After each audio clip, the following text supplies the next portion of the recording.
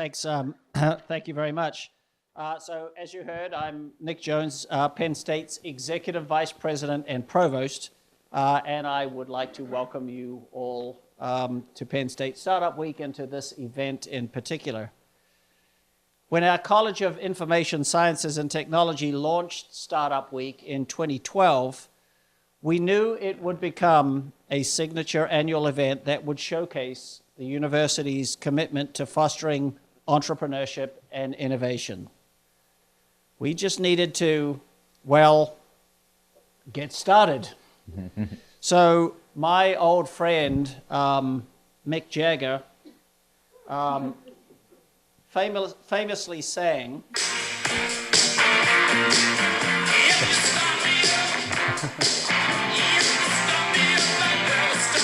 okay, I had to do that, I'm sorry. But, I never miss an opportunity to listen to the Stones. So now I'm supposed to read, Mick Jagger famously sang, "If you start me up, I'll never stop." And so it is here at Penn State as we hold the 7th annual Startup Week. We started up and we are definitely not stopping. Startup Week continues to show what's possible when Penn State alumni, students, and professionals put their many innovative ideas to work. This year, 11 academic colleges and 3 administrative units have planned workshops, mentoring sessions, and panel discussions that will connect innovators across a broad array of disciplines, from technology to health to agriculture and the arts. Students can also pitch their ideas in several competitions and explore entrepreneurial resources during 3 engagement fairs. I can't emphasize enough the collaborative nature of Startup Week. During the next few days, you will teach and inspire each other to pursue innovation in your life's work. By connecting students with innovative alumni and pioneers who are succeeding in a variety of disciplines through startup initiatives of their own or with new ventures in already established organizations, Penn State Startup Week inspires students to go beyond what is expected. It expands their minds to think more broadly, no matter what career paths you may travel. Through this annual event and other initiatives, such as Entrepreneur in Residence scholarships and our new Entrepreneurship minor, Penn State also continues to strengthen its support of Invent Penn State. This initiative drives economic development, a keen focus on entrepreneurship, and student career success by building a stronger entrepreneurial ecosystem across the university. It also trains students at the cutting edge, placing them in emerging fields and exciting jobs. Penn State Startup Week also features events that support the priorities in our university-wide strategic plan. And anybody who has ever heard me talk knows that I never miss an opportunity to talk about the university's strategic plan. So the 5 themes in that plan are advancing the arts and humanities, driving digital innovation, enhancing health, stewarding our planet's resources, and transforming education. We have a robust innovation and entrepreneurship culture here at Penn State, and this annual event helps to ensure we sustain and continue to expand it. Thank you all for being involved in Penn State Startup Week. And on behalf of the university, I offer my deepest appreciation to all of the organizers, speakers, mentors, students, and participants. Your inspiration and ideas will have great impacts now and for the next generation of entrepreneurs. And we were just discussing a few moments ago, actually, before I started, that this is not just for people who are going to, who are interested in going out and starting their own company. Hopefully, many of you are interested in that and will. But having an entrepreneurial mindset actually prepares you well for anything that you want to do. I like to think that as provost, it helps me to be entrepreneurially minded, to think of new ideas, to embrace new suggestions when they come across my table, and to do things in an innovative and creative way that can enhance the university and the pursuit of our institutional mission. So this is a benefit for everyone, regardless of what you end up pursuing. So, how about we start things up? I suspect that once we do, you'll never stop. Tonight's keynote panel discussion, moderated by Sasha Meinrath, is titled, Someday is Today, Getting Started in Entrepreneurship. Sasha is the Palmer Chair of Telecommunications in our Donald P. Belisario College of Communications. He's also the director of XLab, an innovative think tank focusing on the intersection of vanguard technologies and public policy. Sasha is internationally recognized for his work during the past 2 decades as a community internet pioneer, social entrepreneur, and angel investor. Please join me in welcoming Sasha Meinrath, who will introduce our esteemed panelists. Thank you.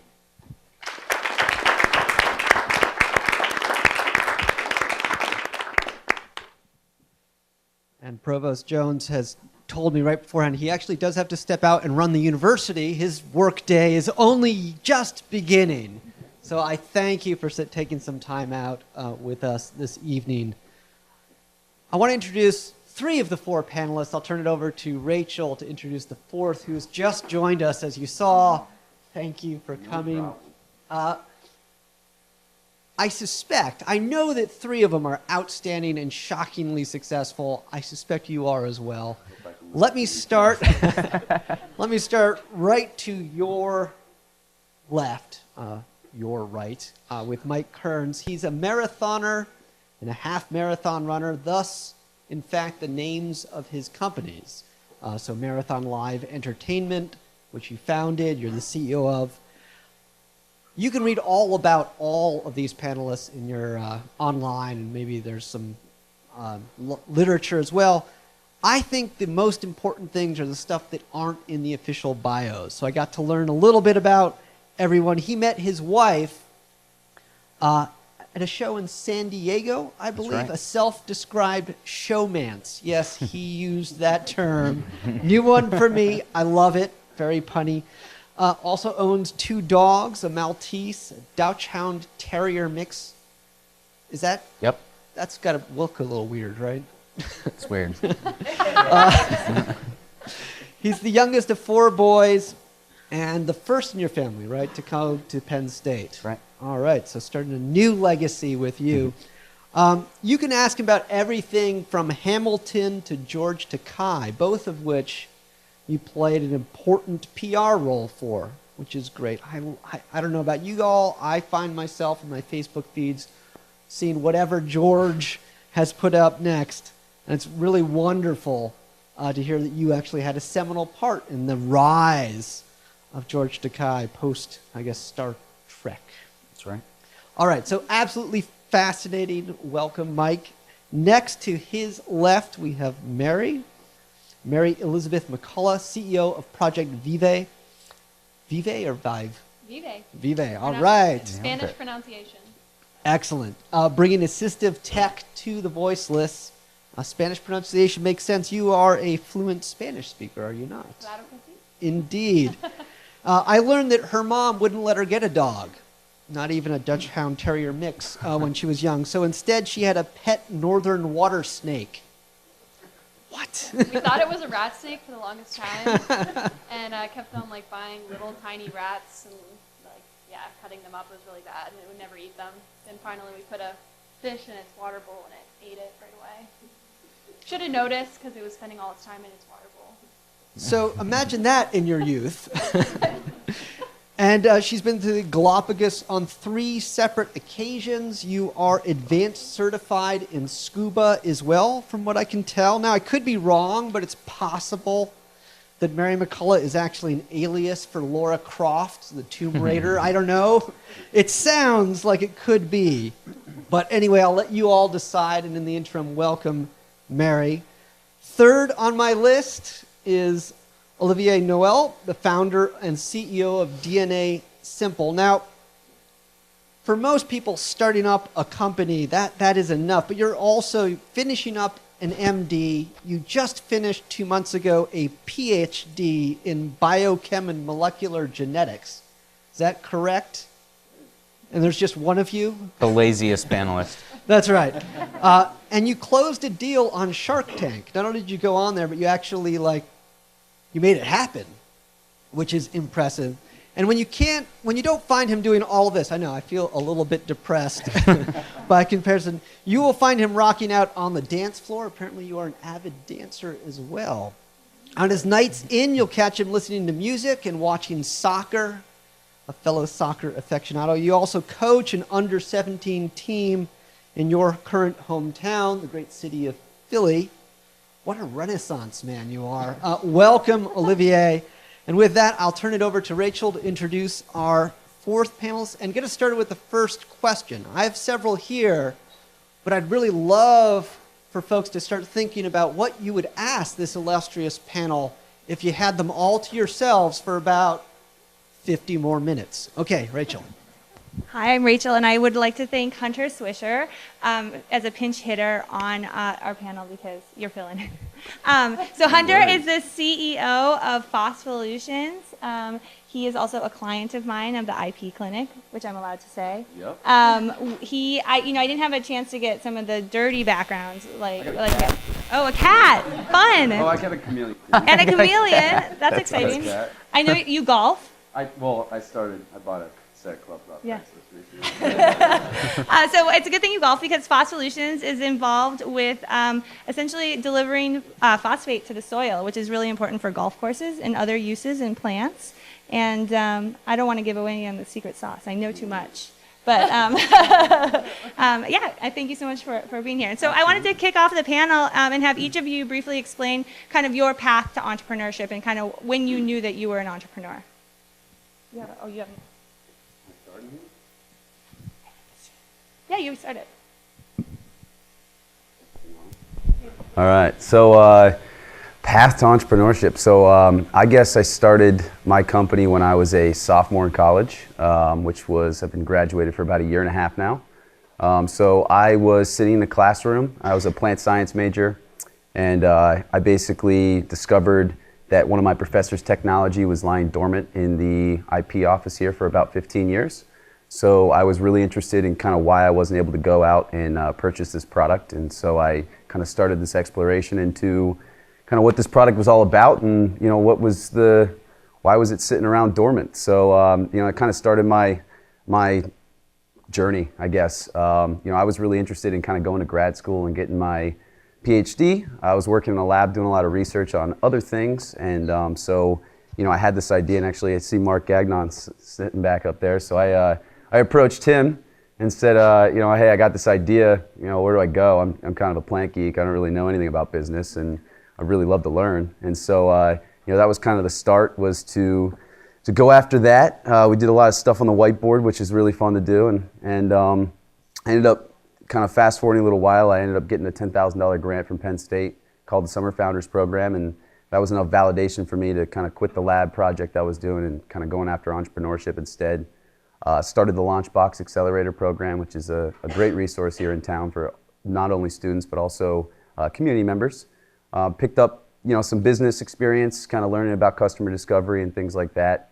Went through the Tech Accelerator at Ben Franklin, and just from there, honestly, it was just grant after grant, pitch competition after pitch competition, and fast forward to here, and we licensed 2 patents from the university and started the company, and we're already making sales. So, and fortunate enough, I get to patent some new developments we've made here over the last year or so, and we've been moving forward. So I get to call myself the CEO of a company that I started in college.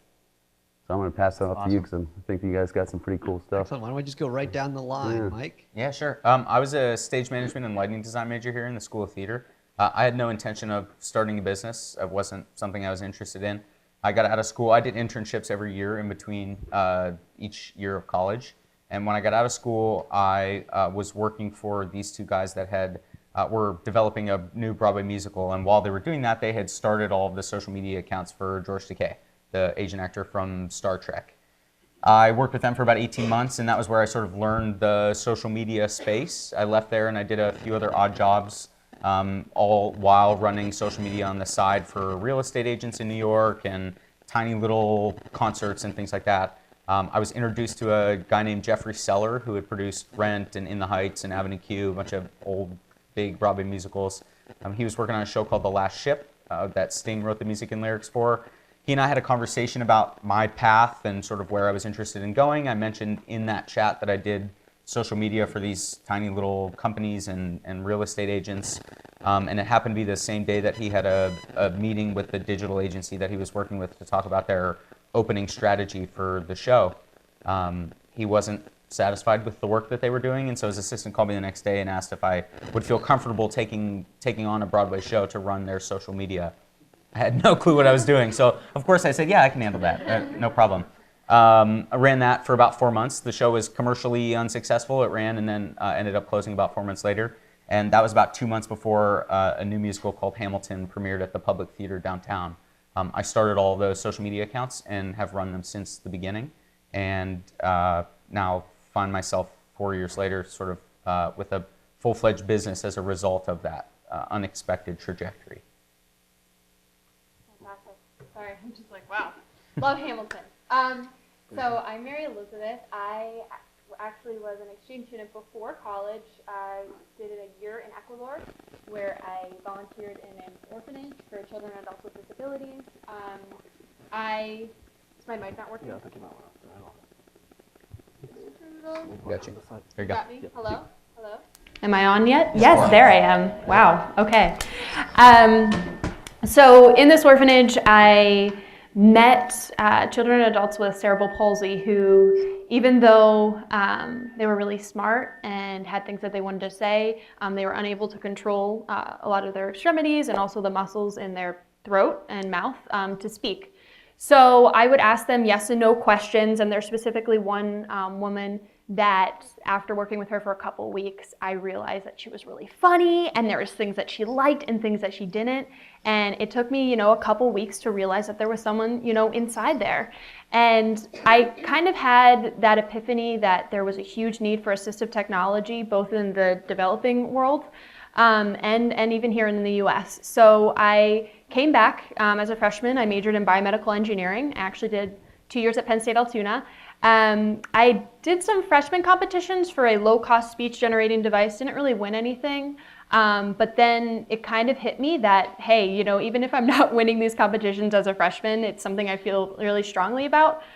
So then kept on working on it in my spare time. I also swam, and I did muscular-regenerative engineering research at Penn State, so kind of did a lot. But then my junior year, I finally had a working prototype, and that's when I started getting involved with things like Summer Founders Program, Lion Launchpad, Happy Valley Launchbox, and started testing with locals here in the US. So we've teamed up with the Hershey ALS Clinic, where we gave our first voice to a woman with ALS in Harrisburg. We also gave our first voice ever to a 70-year-old woman with cerebral palsy who actually shared her poetry for the first time downtown at Happy Valley Launchbox, which was really awesome. So how our product really works is it's customizable wearable sensors that can control everything from a tablet to an auditory scanning system to allow someone to click with something like the tap of a finger or a foot or even the blink of an eye, but also allowing for independent communication and not needing a caregiver to put a sensor in front of them, or if their body moves in a position and they're not looking at a screen. I don't know if you heard of eye tracking. It's a great technology. It's super expensive, and it also requires a lot of maintenance and also supervision and involvement from caregivers. So when you go into a residency home where people are rotated every 8 hours, there's a really high turnover rate and they're getting paid minimum wage. They feel like that's a burden to them to have to learn it, and a lot of times it's not used in their daily life, and it takes a lot of time to learn how to use a speech-generating device and also to allow people to participate with it and communicate. So I graduated about a year and a half ago with Hunter. Were you 2016? Yeah. Okay. Okay, sweet. And then we were at Launchbox, moved to Pew Street, right by Sheets, but a lot of drunk students walked into our office. We were like, we're done with that. Now we're on Science Park at Videon. We were a finalist in the ALS Association Tech Challenge. That's out of 87 teams internationally. We're the youngest team there. We had ALS patients from all over the world try out our tech, and it worked, which was like insane. Then from that, got that partnership with the ALS clinic, continued beta testing, then got my first patent. Fast forward to a couple months ago, the Cisco Global Problem Solver, which was a global challenge for 100K in non-diluted funding, 2,000 participants, and we won the whole thing, which was really insane. Yeah. But that's really kind of been our momentum. We were just out in San Diego about 2 weeks ago, speaking with some higher ups from Cisco as well as Google about integrating this into the Android system to really democratize assistive technology, not just in English, but in multiple languages. So, yeah. Pretty cool. Olivier. I think I'm on, right? Yeah. A little older than these two. Graduated at 11, not 16. I actually went to college in New York. I majored in chemistry and biochem. Came to Penn State for the MD PhD program in 2011. And I had the idea to start a company second year into my PhD. So I had no prior entrepreneurial experience, at least any formal ones. Didn't really work in any company. I like to joke around that 3 years ago, I barely knew how to spell startup.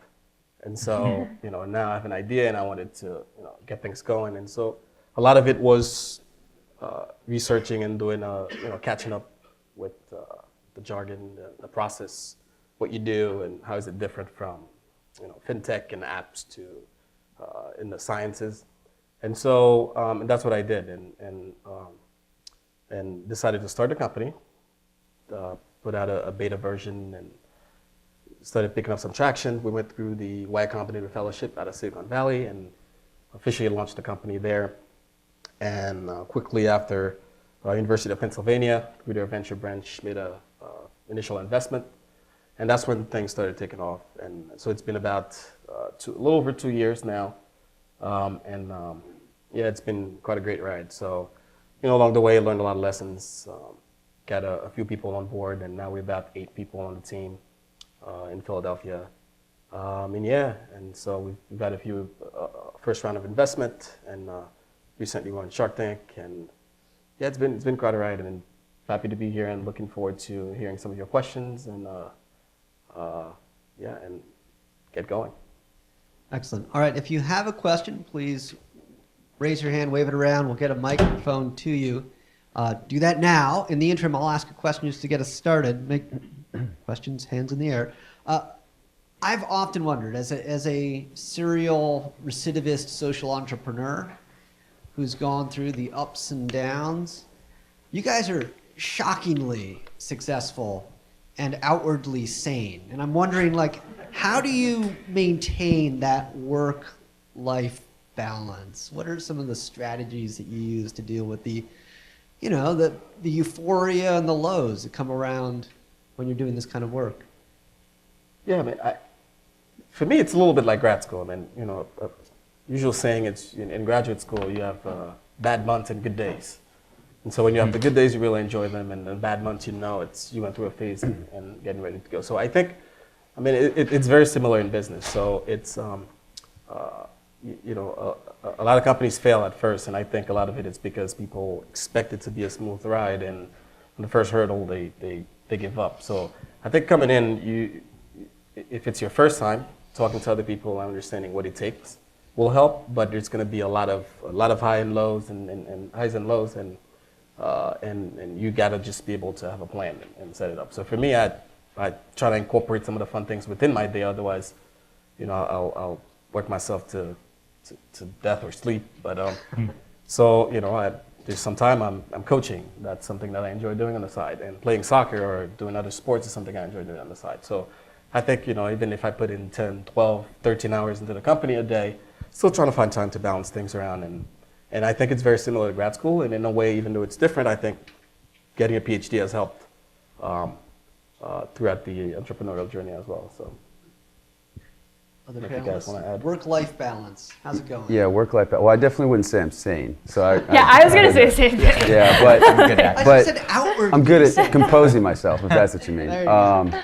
Well, I would say that work-life balance. So, I mean, I think that I would much rather be 100% when I'm working.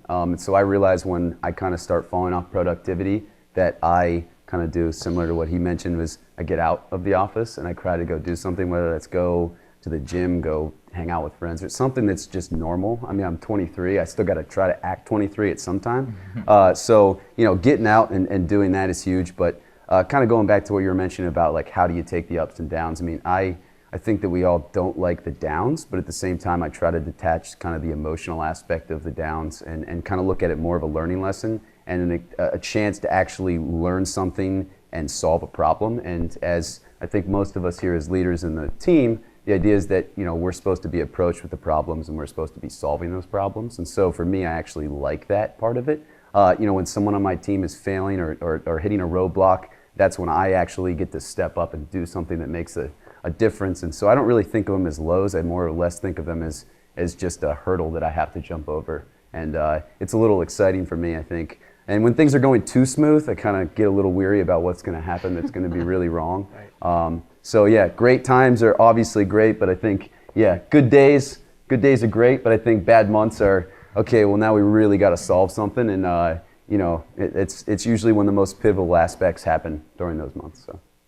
Yeah, and I guess what I would say is really just finding your passion and something that would pull you through those really low times. I know that, you know, I found something that I felt really strongly about, and so when like literally everything is falling apart, you can still, I don't know, grasp onto that. Like once we get through this, learn from it, there's so much failure in the startup world, and I think that we've really embraced that as a team by doing really early prototypes and just like having people with disabilities use them and tell us that they hate them and be like, okay, like what do you hate about them? How can we fix this? But that's allowed us to really quickly learn what is wrong with the system, what we can improve for really low cost, and what really isn't worth it to put in our product. Yeah, as far as not wanting to continue on, I will be honest, like there's some days where I feel that it just seems that nothing's going right.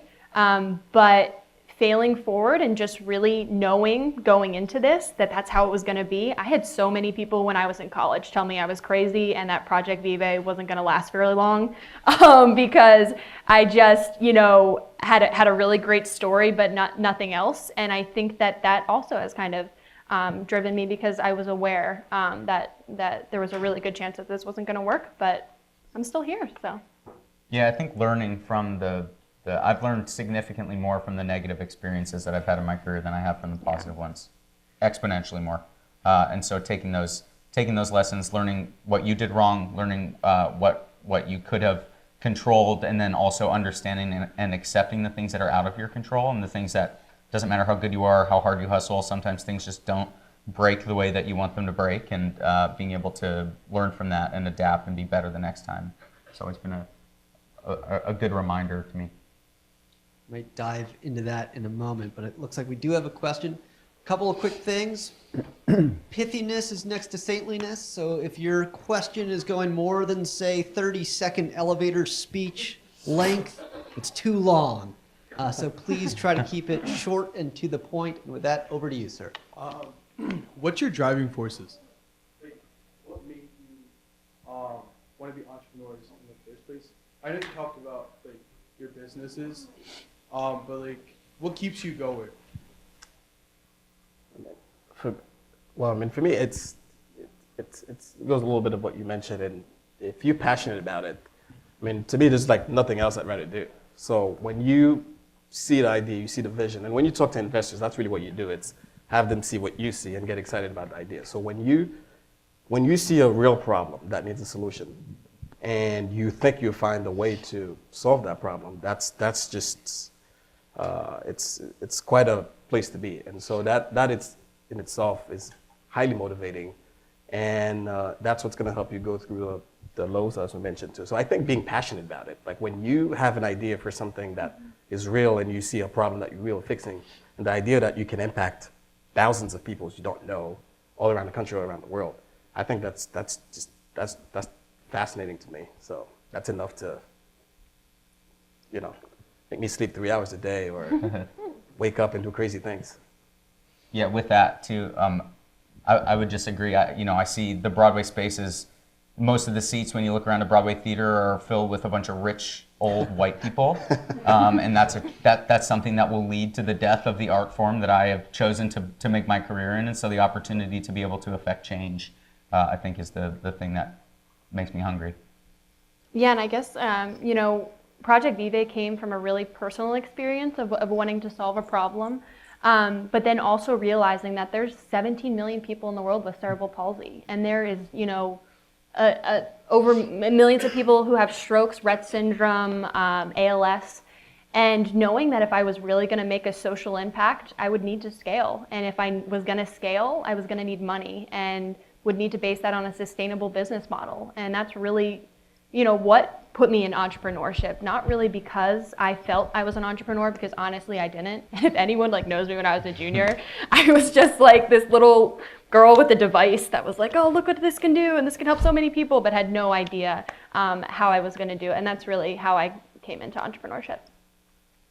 Great. We have a question back here. And again, just Yeah. raise your hand if you have one. We'll get the mic to you. Yes. Thanks, Sasha. So for those of you who started your business while you were still in college, what's the difference between being an entrepreneur while you're a full-time undergraduate and being an entrepreneur once you graduate? So I started mine when I was a sophomore. I started working on the idea. I don't think we actually incorporated it until I was a junior. But yeah, it was tough. I think a lot of people in college have a lot of other extracurricular activities that they enjoy, especially at Penn State. I know there's a lot of other things you could be doing on the weekends. And at the same time I was taking 18 credits, I was working in the lab, working 20 to 30 hours a week, and I don't know how I fit in time to figure out this business, but I knew that I couldn't sleep if I didn't try. And so I was really, honestly, I think, for me, I think what was really my driving factor was that, a lot of people think about it as I can go get a really comfortable position in a company outside of college. And, I worked for 4 years and got a lot of college debt. And it makes a lot of sense. And I think that there's,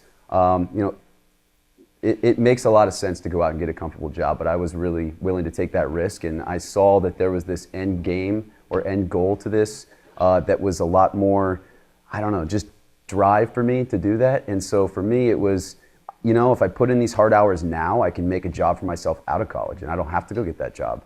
And if I do that and I keep getting these little successes along the way, it was all this validation that, okay, well, that's looking more and more realistic. And now I'm a year and a half out of it and I get to write my own paycheck today, which was really kind of cool. We were making a joke about it. It's weird to see your name at the top of the check and then sign it at the end and then fill it out to you at the end. So it's kind of weird.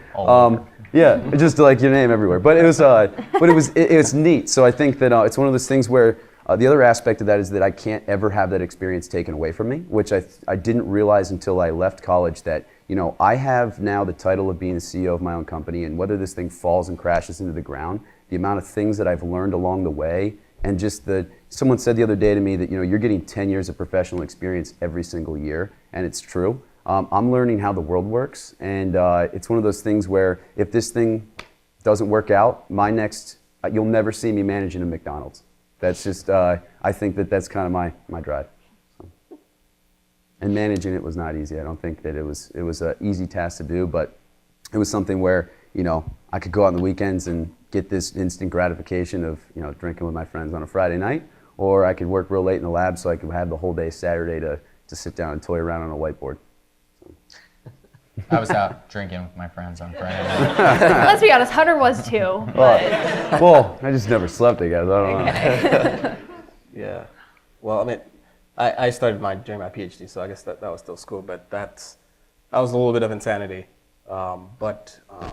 Again, I think the underlying theme here is when you're so passionate and excited about something, I didn't care, honestly.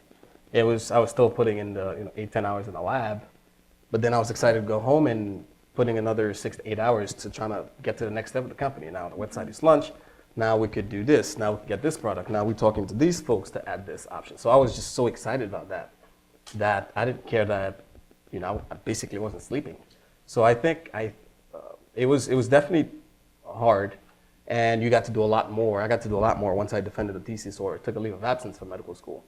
But I think, you'll be amazed what you can do when you're highly motivated and excited about something. And I think that's when you really know you got something,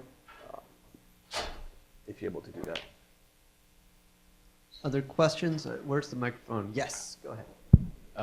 When you guys started out, you probably had a vision for the company, and whether going through like funding or just talking to other people in the industry, other people probably also have their visions for what your company should be.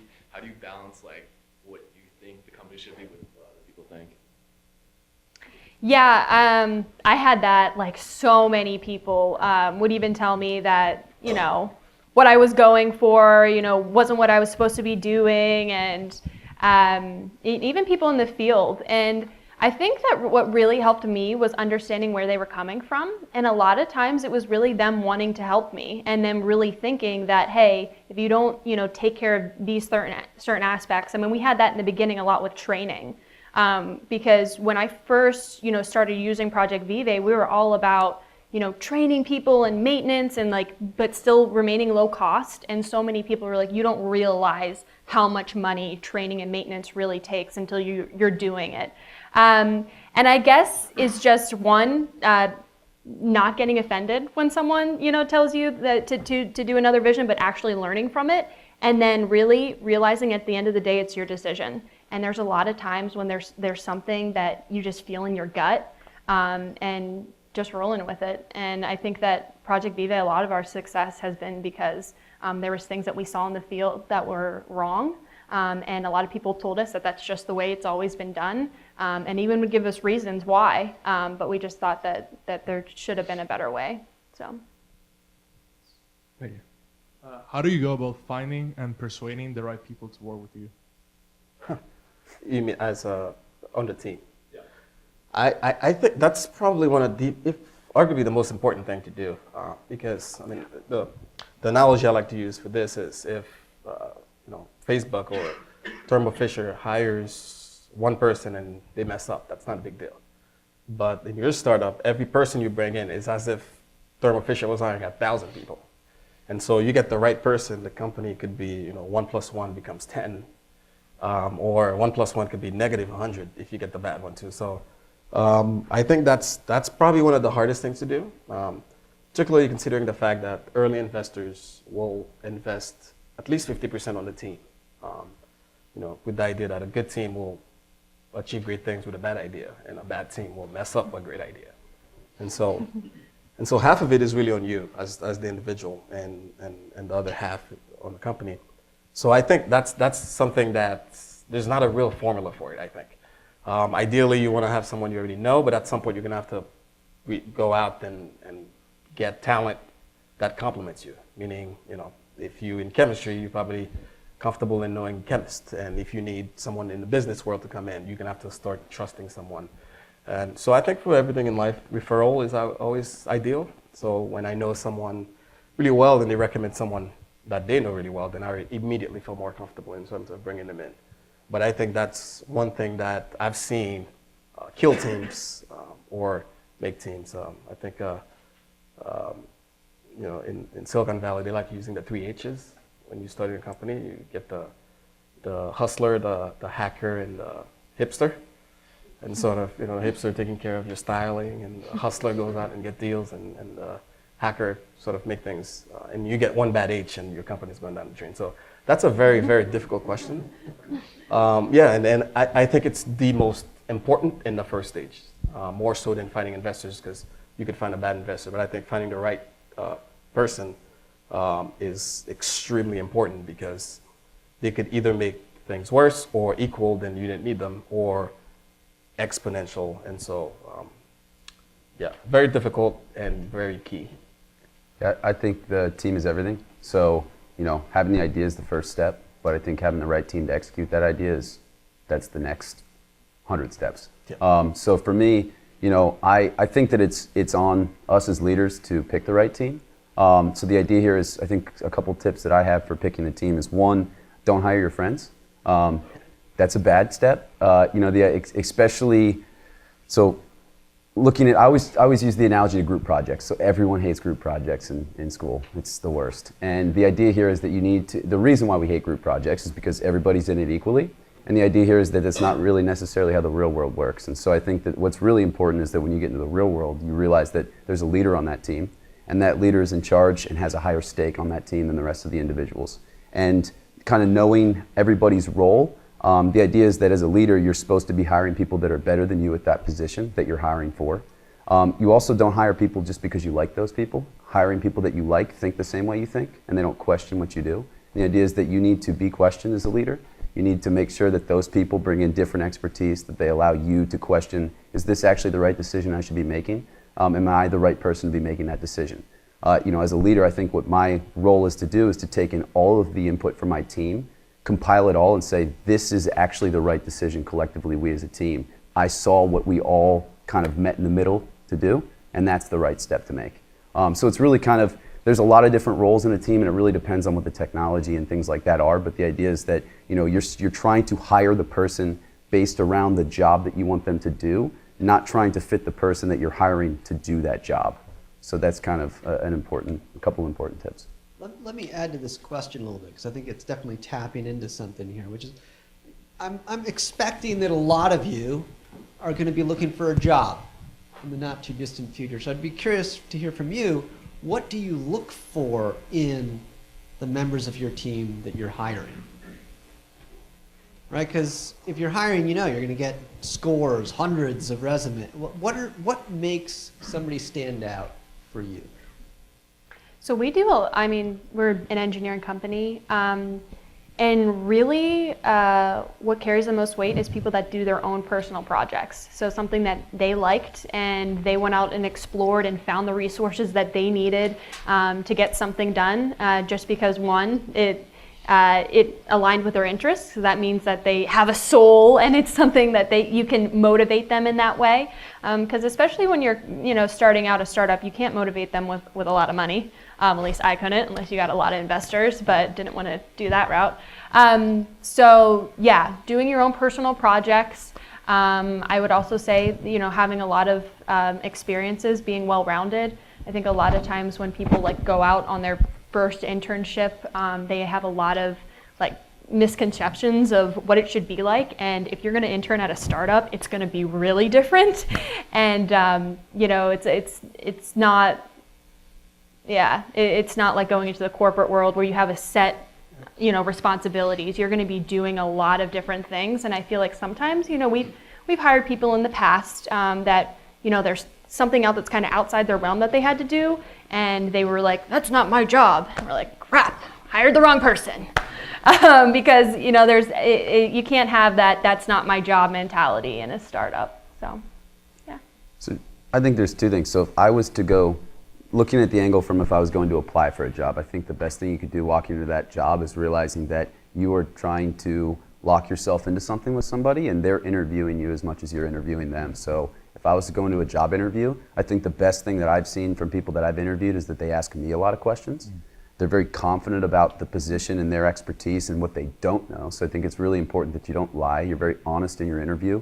The idea is that you're coming in there and you're answering the questions to the best of your ability. The best thing you can do is, if you don't know an answer, is to say, I don't know. Because the guy on the other side of the table interviewing you is looking for particular responses, and they will call you on your BS as soon as they hear it.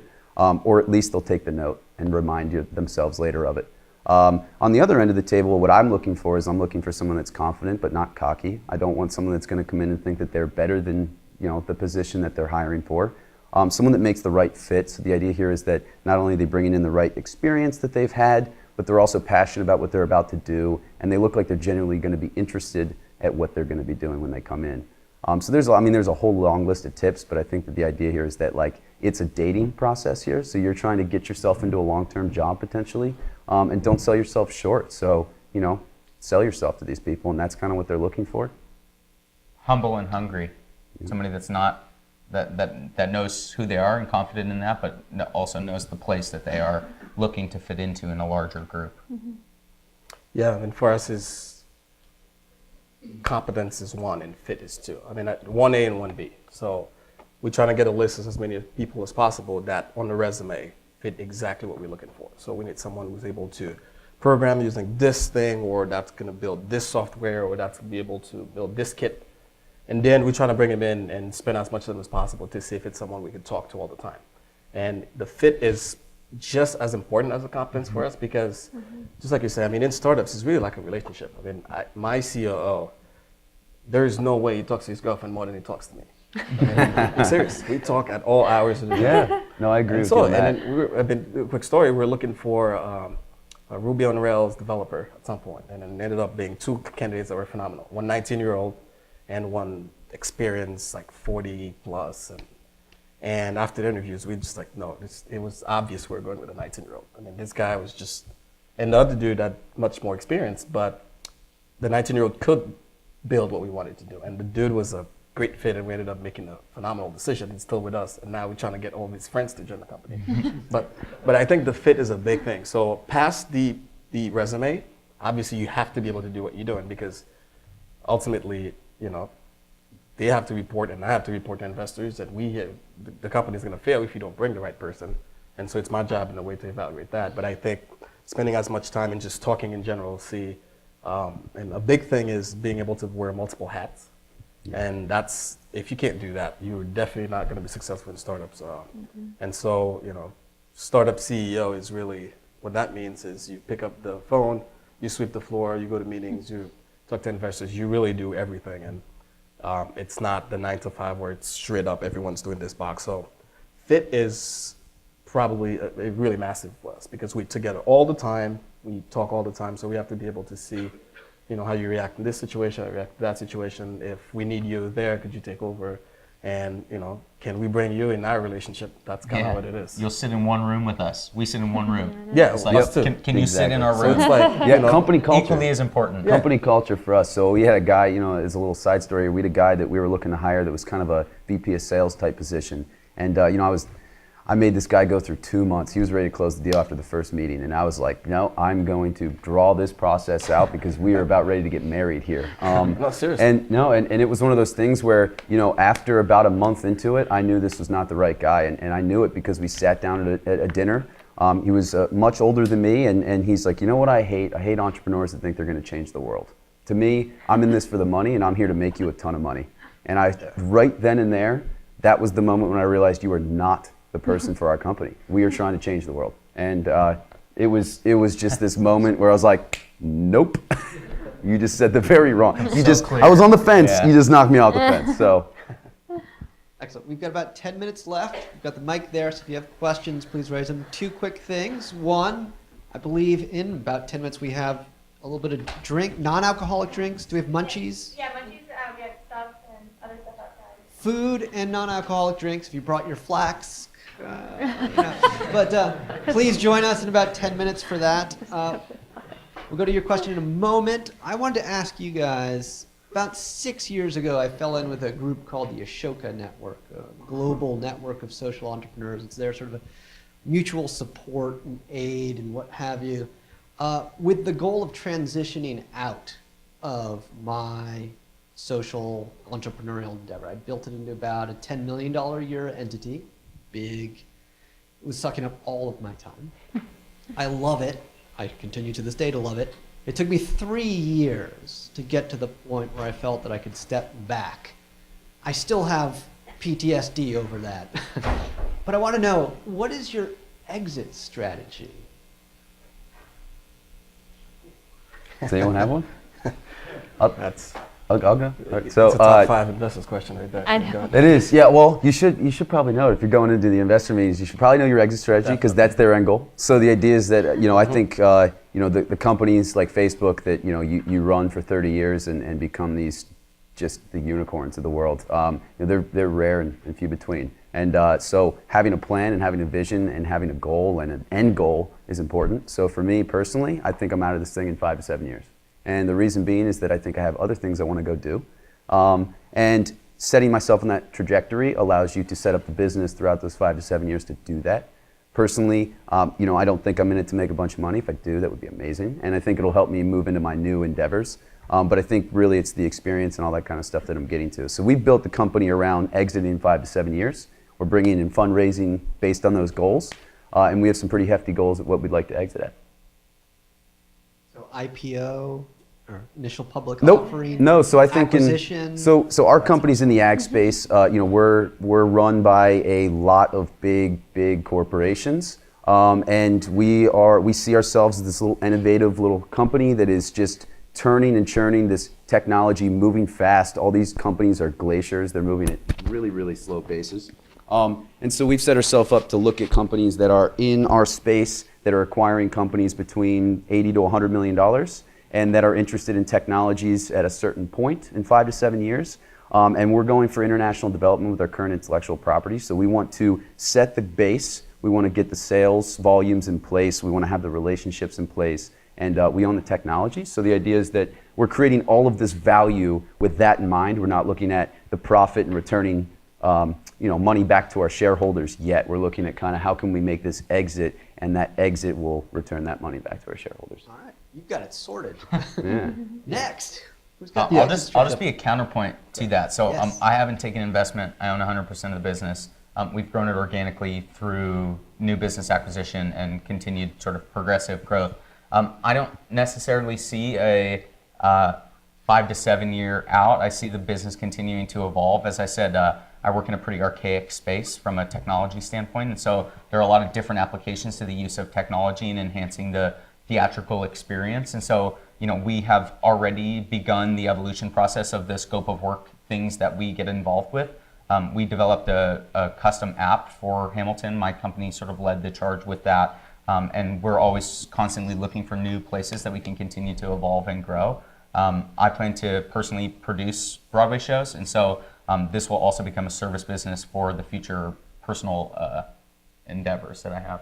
So, Yeah, well, for us, we sort of fall within what you think the standard R&D or genomics companies are. A little bit like yours, but not so much in times, but in terms of, so we've done a seed round, most likely gearing up for a Series A, and potentially as a Series B time, that's when we would look at a potential M&A, merger and acquisition with strategic partners. So I mean, in the science world, a lot of companies will go that way, where especially if you're developing technology or developing something that fits in right within a giant company, and so the idea is that you grow to a certain point, and once you get to maybe your Series B, you can decide whether you're going to go with this, and that's typically around the 4 to 6, 4 to 7 years, and so that's where we fall. So we don't put a specific time, but we'd like to go through a Series A, and then at the B decide between an M&A and join a partner.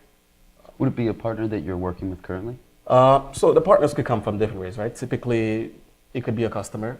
That could be one of the large guys that already know you. That's a easy M&A fit. Mm-hmm. That's a traditional way of doing it. Or other partners in the field that, I'm sure if I tell you, give me 3 companies that could buy you, you already have a list in your head. So you typically fit in, you have to have an exit strategy when you're starting. You don't want to, not have an answer to that question to investors, but yeah, so it'll go that way. So typically, the easy way is to fit in with a customer, a larger one, or a big company that Competitor. A competitor in a certain way. Yeah, the direct competitor typically would be around the same bulk part in terms of capital. Mm-hmm. So most likely, maybe you'll do an equity swap. They probably don't have more money than you to buy you. Yeah. So maybe you could join forces and form one big company. I don't know if you want to do that, but so in simple terms, as if you make tires. I mean, in the back of your mind, you think a company making cars will buy you, and so right, because it makes sense for them. Instead of going and remake the tire you're making, you already make a nice tire, and so they just buy you. So the idea is sort of how long you want to go until and continue working it, and even when you do an M&A, you could continue to work underneath the umbrella company. So I think there's various options in terms of exit strategy, and really will depend on what type of company you have and what field you're working in. That's gonna steer you in one direction more than the other. So. Mary Elizabeth? Yeah, so I also own 100% of my company, haven't taken on any investors.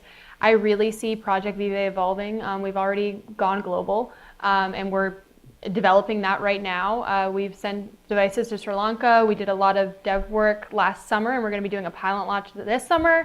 I see it growing in so many ways, and really just so many of my ideas and our team's ideas that right now I would say that as far as an exit strategy, I'm not really worried about it.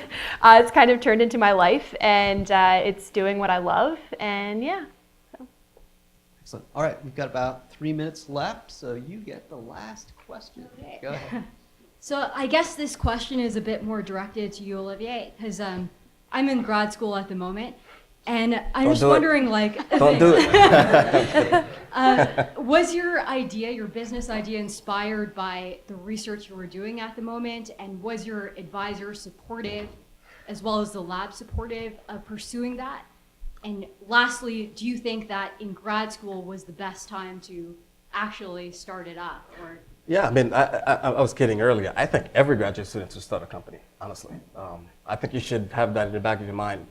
The same way you're thinking about your interests in terms of finding a PI that does something you like. Think of an idea. I mean, if you think about, and this is a shameless plug for my talk at the NIH next month, it's really talking about, like, bench to bedside business. I'm sure if you go in the catalogs and see how many amazing papers have been published, and the end result was an OR1 grant, right? And then the end result was another OR1 grant. So, I mean, who benefited from the real findings? I mean, look what you did, 15 years to go and find an idea. I'm sure there are a ton of other ones, right? And so the idea is, I really do think every grad student should start a company. There's enough material, there's enough to innovate, there's enough things we could do. There's enough exciting research you are funded. That means you're doing something unique and extremely worthy, AKA, it should be easy to start a company. And I think, the guys doing fintech, the guys doing apps, they're not going to be the one taking the technology from the scientists to start it. So it's going to be us, or whether we do it now or in 15 years. So I think there's a ton of opportunities for us to do it. With that being said, I had a very supportive PI, and so so I'm super grateful for that. He actually encouraged an innovative mind, and going out there and do what you like. I can't speak for all PIs, but I think there's a way of doing it. I mean, honestly, if I was just getting a PhD and said, instead of getting a PhD in 5 years, you can do it in 8 years, but you get to start a company and do it, I'll take that deal. I mean, I would. So I think there's a way of doing it. I think your PI obviously would have to be very supportive of that. In terms of the subject itself, it didn't directly come from it, but it was to sort of solve a problem that I was facing as a PhD student. So I couldn't get samples from a particular population that I was studying. So it was connected, but not directly connected. So it was separate, but still in the genomics field. So I think that answers the. yeah, and so do you think that during grad school was the best? Why don't you bring that to the after party that we're going to have in about 2 minutes? I just want to close this out, and then you can continue that conversation. And close it out with this, which is, what would be pithily the single most important piece of advice that you would tell this audience, something that you wish you had known at the start of your entrepreneurial endeavors, that you wish to share with folks that might choose to follow in those footsteps? I'll go first. I think that had I known that I was going to be interested in starting a business, I would have taken a bunch of different classes while I was at Penn State. So I would encourage you to explore things that you might be interested in, whether or not you know a business that you want to start, and see what class offerings there are here. Had I taken an accounting class, I would be significantly better at running my business than I am now. Just one example. So I think that recognize the tools that you have here at Penn State and use them while you have them. Mike, I just recommend the Entrepreneurship and Innovation minor. Sounds exactly right. Yeah. Precisely. Tomorrow, part of Startup Week, the resource fair, at the hub from noon to 2, are all the innovation and entrepreneurship courses in one place to find out what's available in all the colleges. All right. Go to one place, find out what they are, and see what fits you. So resource fair, There it is. entrepreneurship. The noontime lounge in the hub. noon at the hub. All right, 3 more So- pieces so- of advice. So my piece of advice here would be, don't close yourself off to anything. I kind of look at starting a business as kind of having a puzzle with more pieces than actually make the puzzle. So, don't tell yourself that something's not going to work. Find a way that it's going to work instead. Yeah, I guess I would say if you have an idea, go and hang out with the end user like right away. Like be in their shoes, see what their problems are. Because honestly, you can waste so much time by just being a student in a lab and thinking of what their problems are. I was actually just at the Rothberg Catalyzer as a judge at Penn yesterday, and so many of those teams just thought of it all in the lab, and you could tell. I mean, honestly, it's like a really cool trick, right? Like you can go out in your back door, learn so much, and it really just helps your chances of being successful in the business world. Yeah. Olivier, last word to you. Obviously, going last, you have to say you agree with everything they said, which I do. But I think, keeping it simple, I would say really challenge yourself in a way. So if you're a grad student or whatever path that you don't have to do it the traditional way that everyone does it. So when you look at your PhD or life curriculum, undergrad, grad school, job, or not to offend people, or assistant professors, associate, you don't have to do it that way. Just because most people do it that way, you could find your own path. No one says college has to be 4 years. No one says grad school has to be 5 years, and all you have to do is publish 2 papers and go do a postdoc. So, challenge the status quo and ask yourself why you're doing it.